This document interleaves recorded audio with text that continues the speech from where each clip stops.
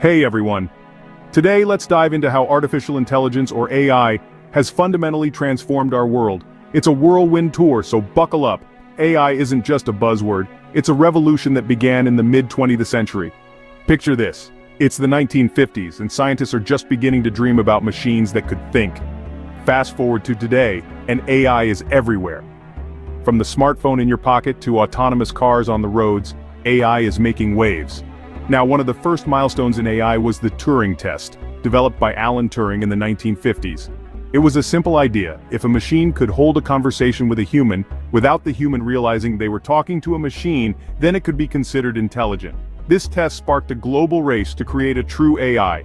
In the 1990s, something big happened. The internet went mainstream and suddenly AI had access to a treasure trove of data.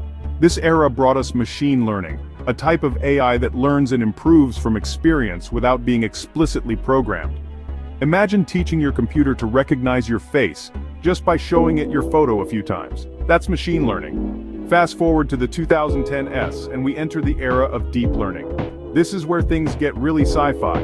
Deep learning uses complex algorithms to perform tasks like recognizing speech, translating languages, and even diagnosing diseases.